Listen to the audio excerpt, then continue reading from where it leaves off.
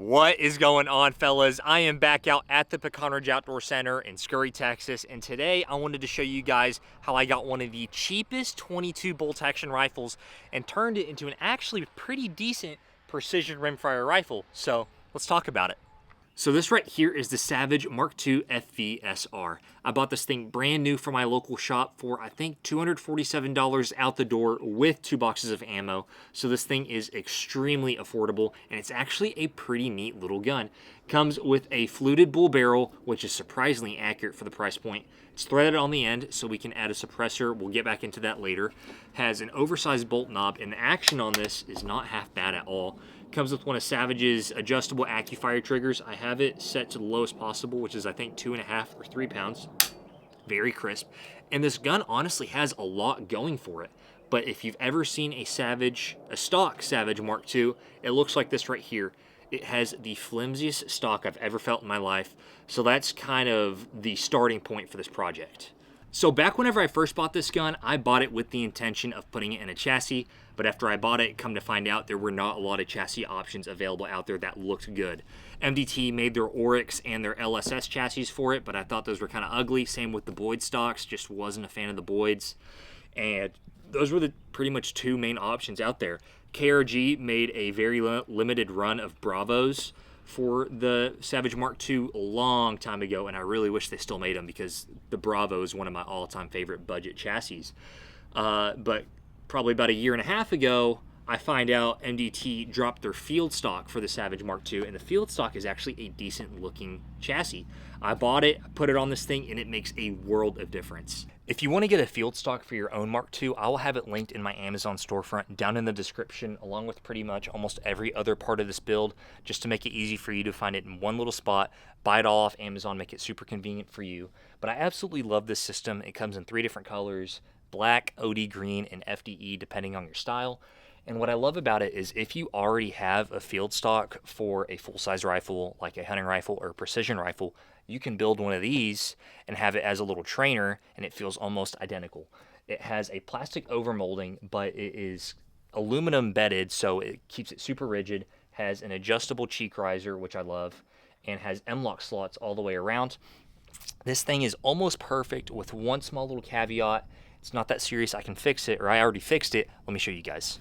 So you guys know I absolutely love Arca rails. If I can get away with having a full-size rail, I will, just so I can run a tripod, and I can also run a bipod and have full length of adjustability if I need it. This right here is one of Fano's 9-inch something rails, M-LOK rails, once again, down in the Amazon storefront. And it fits here perfectly, especially still having a little sling stud for this chassis. But the only problem is the M-LOK slots for this thing and like right here. So there's still 2 slots that I need for this M-LOK rail, and there was just no room for it. So what I did was I had to shave off with a grinder the little lips, the inside lips of that Arca rail to make it sit flush against here. And then I took off the little M-LOK nut, and I drilled directly into the plastic and into the aluminum of the bedding, where I could then just screw these last 2 screws in, and it works perfectly now. It doesn't move at all. So that was the simple fix. I really wish they just had one more M-LOK slot and it'd be perfect, but that is a simple problem and a simple solution. Now the bipod that I'm running is the MDT ground pod. They have a cheaper version called the Oryx bipod. This one is carbon fiber and metal. I think the Oryx bipod is made out of plastic, but for a 22, I think that would rock just fine. But I absolutely love this thing. It's on the Arca interface, so I can adjust this wherever I need to, depending on the angle that I'm shooting at. Can't go wrong with this thing. While we're here, let's quickly talk about the suppressor that I'm running, because there really aren't a lot of videos about this thing yet. So this right here is the Fletcher Rifle Works Taquito. It's a cute little name. It's a great budget suppressor. If you haven't heard of Fletcher Rifle Works, they are based out of Carrollton, Texas, so they're very local, and they are the designers of the 1122, which is the modernized 1022 with the open top system. You might have seen 22 Plinkster's video on that. But they also make suppressors. They're very budget minded. I bought this from Shooters Texas out of Terrell, which, by the way, if you haven't gone to Shooters Texas, check them out. Super nice people, great prices. They have an indoor range that's the targets are outside, so you can shoot steel targets from an indoor setting. It's awesome. They have this thing for sale for, I think, 300 bucks. They always have it in stock. This is an amazing suppressor. I own several 22 suppressors. This is by far my cheapest, and for the price and the sound that it has, I mean, this thing competes. Had a ricochet, but that thing's quiet. Now, to top it all off, before we talk about the scope, let's quickly talk about the rail. So the stock Savage Mark II rail that it comes with is a 0 MOA rail. If you don't know what that means that the rail sits completely flat with the gun, and you don't want that on a short distance cartridge like a 22, because you're just going to run out of range. You're going to probably, you know, max out at like 200 yards. So I talked to the folks over at Evolution Gun Works, and they were kind enough to send me one of their 40 MOA rails. They also have a 20 and a 30, but I really wanted to get that max distance. So they sent a 40 MOA rail, and I think it works perfect for the setup because I can shoot as close as 50 yards. And in theory, I think I can go out to 500 yards. We're going to test it out, but you can see, I mean, it has quite a bit of cant to it. And now let's talk about the scope. Now, on the tippity top right here is the Eagle Blaze 5-30 by CV Life, and for a budget long distance scope, this thing actually really surprises me. Once again, it'll be down in my Amazon, and I'll actually have a discount code for this. It'll be 10% off, so make sure to use that code. That'll be down in the description. Whenever you buy this thing, it'll come with some 34mm high mount rings. Throw those away. Don't throw those away. You don't need those for this gun. You want to have this scope sit as low as possible, as close as possible to the bore, to get as much distance out of it as possible. So I'll also have these 34mm CV Life low rings linked along with the discount code. You'll need that, and it fits perfectly on here. So this right here is the 5X Space Mag. That back berm is 139 yards. And once we zoom all the way into 30X, you can really see that MOA system. And I mean, it's super clear glass, especially for the price point.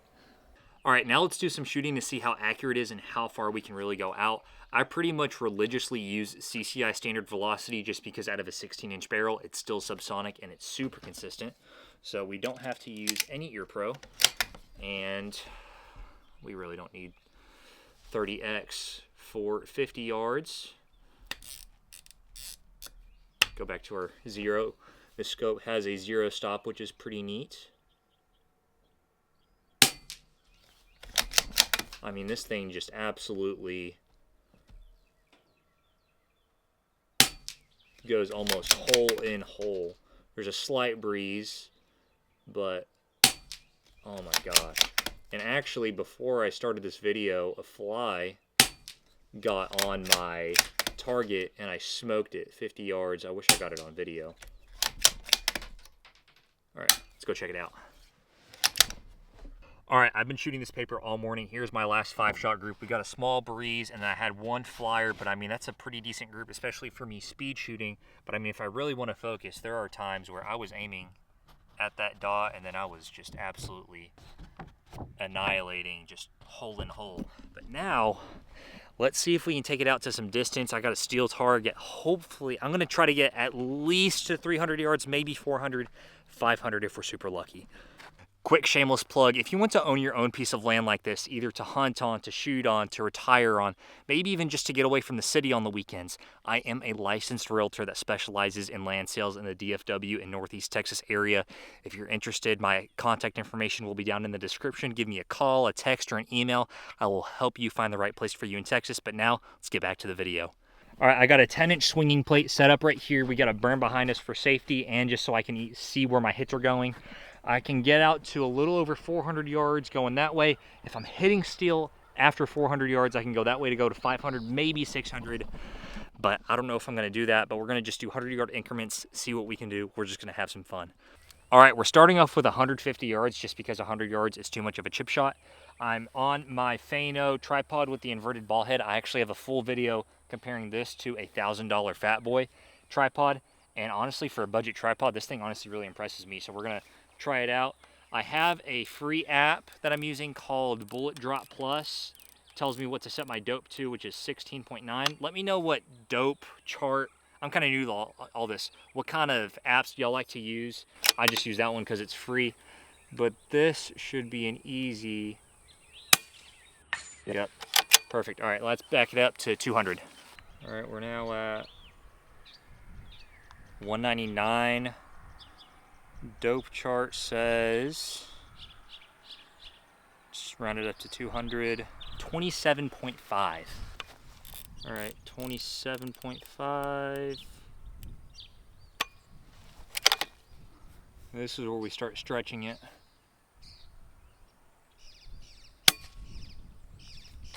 Just left, that wind's kicking up. There we go. All right, let's back it up to 300. All right, we're now at 300 yards. Have my MOA adjusted to 48.5. This is where it really starts stretching. Let me start recording on my phone.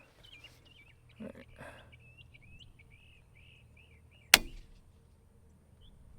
Left, I'm consistently left.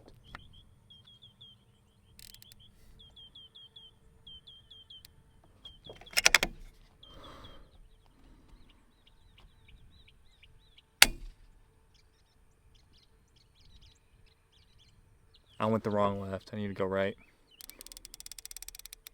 All right.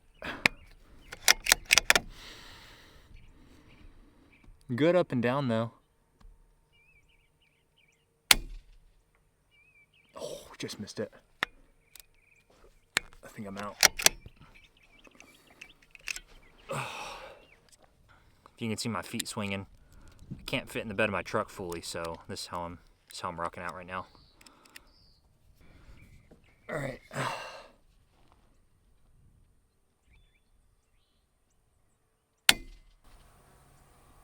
There we go. See if we can go 2 for 2.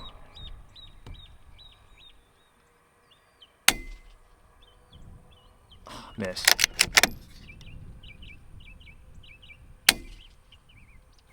There we go. I could see that one get hit. All right, let's back it up to 4. We're going all the way out there. All right, we're at 391 yards. My scope has been set to 79.1. That is just a little dot out there. I guess it looks okay on the scope. Wherever it went, there it is. Okay. Wind's really picking up now. Oh, I gotta move this. All right. Let's see what we can do. Wait. Gotta adjust my parallax. There we go. All right.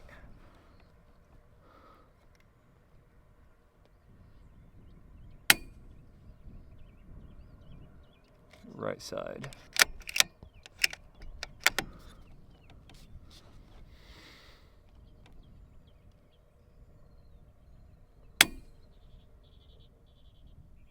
Oh, I was just behind it. Do I have another round? Dang it. Reload. I wonder if I'll even be able to hear it if I hit it from here.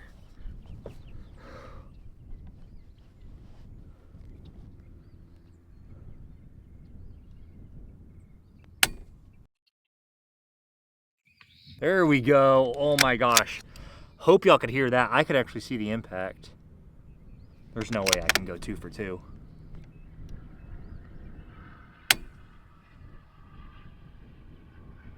I didn't see it hit dirt.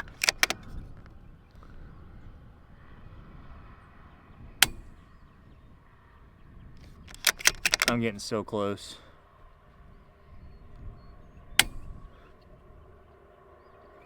There was another impact. All right, 400 yards. I need to repaint that. Let's see if we can go 5. All right, I just repainted the gong because my worry is at 500 yards, if I hit it, I'm not gonna be able to hear it at that distance, but if we paint it, I'll still be able to see the impact. So I guess let's see what happens. All right, I think we're gonna spend a little bit of time here because of the wind that's picked up, but that right there is 495 yards. Let's see what we can do. All right, 495 yards, which is 112 MOA. All right, let's see what we can do.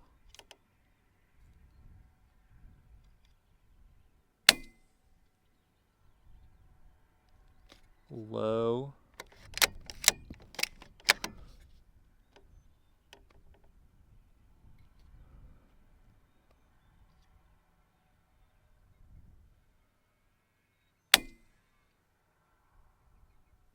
way low.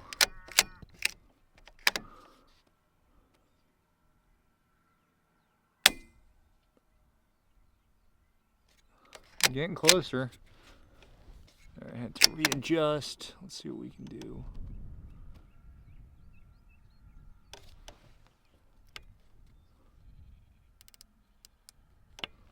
Let's go up to 114 MOA.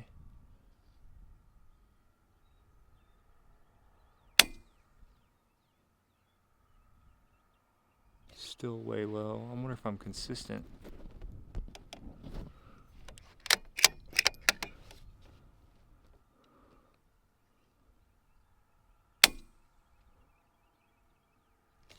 Yeah, pretty consistent. It's an 8 MOA low. So let's go to 22. Uh-oh. I just maxed out. All right, so let's just use the scope. Let's see here. I switched batteries on my camera. It's at 1%. I'm trying to see if I can hit it. Oh my gosh, it's about to die. Where is it? Where is it? Where is it? Can't find. Oh, there's my target.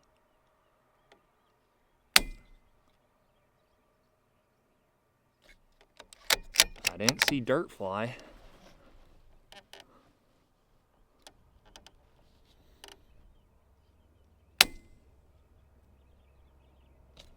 Saw dirt fly that time.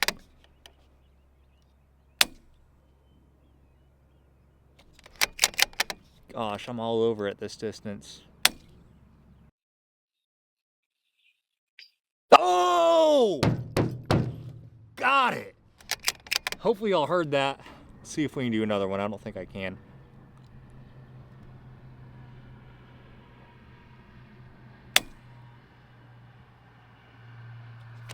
That one was way off, man. It's just a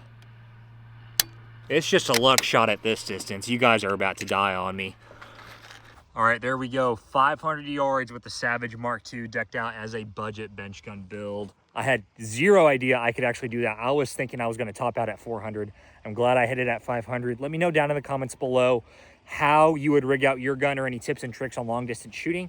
Also, let me know, should I try to go do a rimfire competition? Never done any sort of competition like that in my life, but I don't know, might be fun. But anyways, if you want to see my video comparing my Fano to my Fatboy tripod, click right there.